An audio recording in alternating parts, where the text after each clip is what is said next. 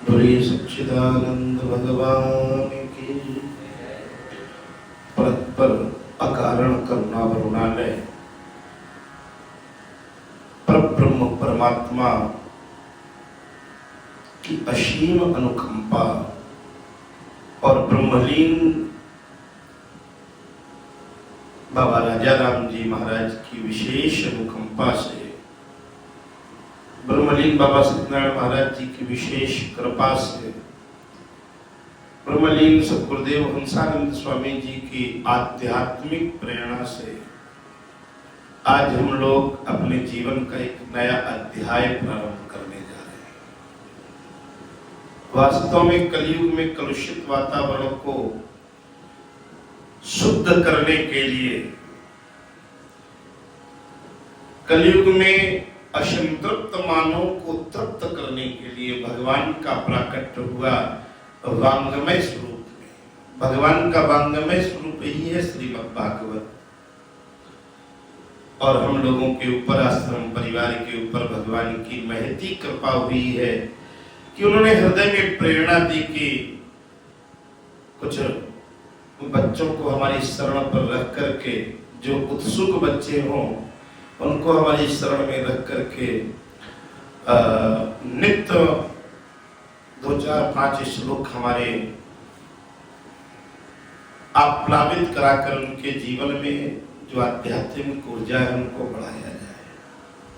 यद्यपि भगवान की गुरुजनों की विशेष कृपा रही कि बिना प्रशिक्षण के ही हमारे, जब से हमने यहाँ विद्यालय में कार्यभार संभाला, पूर्व में तो बड़े बड़े विद्वान निकले, लेकिन हमारे सानिध्य में ही रह करके कई बालकों ने श्रीमद् भागवत महापुराण की कृपा, भागवत भगवान की महती कृपा प्राप्त करके समाज में भगवान के भक्त बनकर अपनी गायन शैली के माध्यम से भगवान की कथा का गुणानुवाद कर रहे हैं।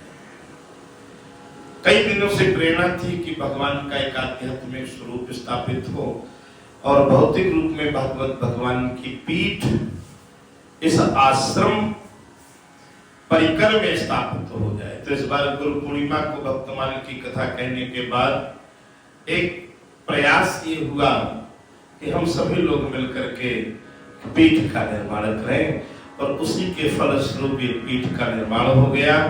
और आज दिनांक 18 जुलाई सन 2025 को आश्रम परिकर में एक नए अध्याय के रूप में श्रीमद् भागवत पीठ की स्थापना होने जा रही है। जहां भी जो भी भगवान के भक्त हों, इस लाभ से आप लाभित होना चाहें, आश्रम परिवार से उनका स्वागत है।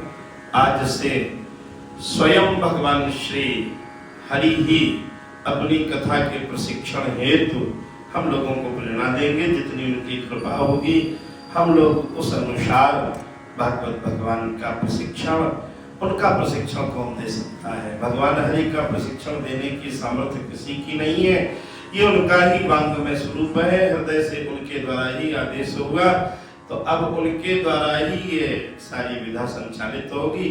जो भी बच्चे यहाँ से होनहार होकर सनातन की सेवा के लिए निकलेंगे, उन सभी लोगों को भगवान की कृपा प्राप्त होगी।